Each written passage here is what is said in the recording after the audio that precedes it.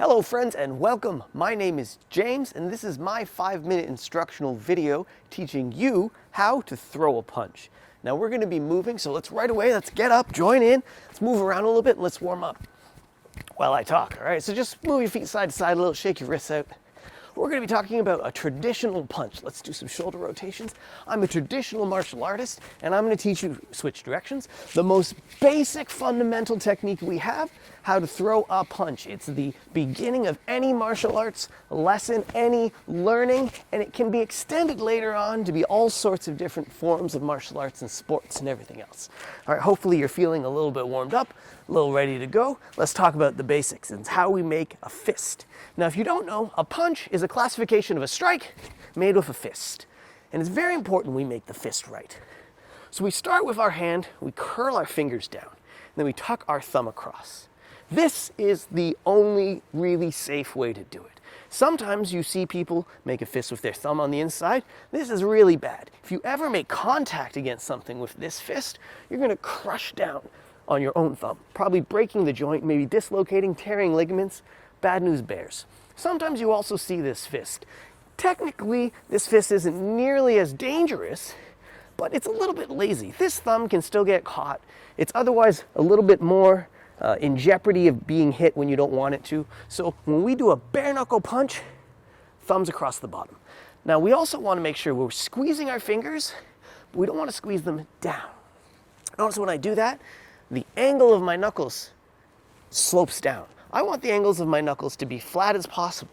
So when I squeeze my fingers, I actually squeeze them back. So squeezing fingers back, thumb across the bottom, straight, flat wrist.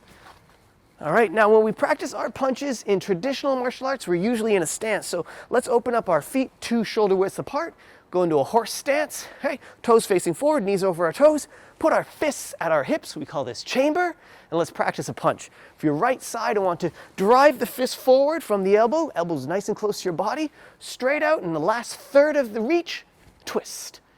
Come back, elbow first, back to chamber. Other side, fist out, twist. Twist back, elbow tight. Let's try 4 more. 1, twist out, back. 2, twist out, back. 3, twist out, 4.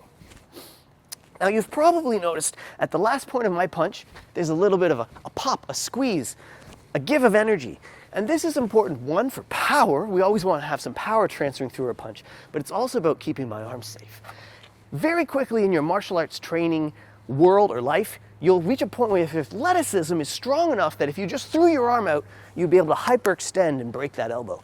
Maybe dislocate it, maybe tear ligaments again. Most people, especially young people, can hyperextend their elbows. You'll notice here that there's a little bit of a convex shape there. Okay?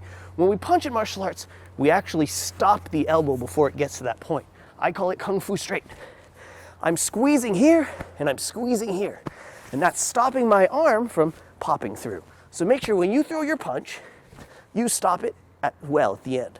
Squeeze that fist for that contact there, squeeze that arm to keep it nice and safe. Now the last thing we want to talk about, again, to make sure that when we're hitting safely, is contact area of our knuckles.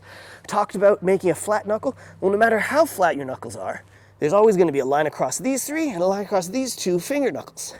We can't hit with all 4 at the same time, so we have to choose. Different punches will hit a different way. A vertical fist hits on the bottom. A hook punch might hit either way. But our straight punch is going to go right down the center of those 2 knuckles. I always talk about it being like a crosshairs on a rifle, from your shoulder, elbow, down the crosshairs, okay?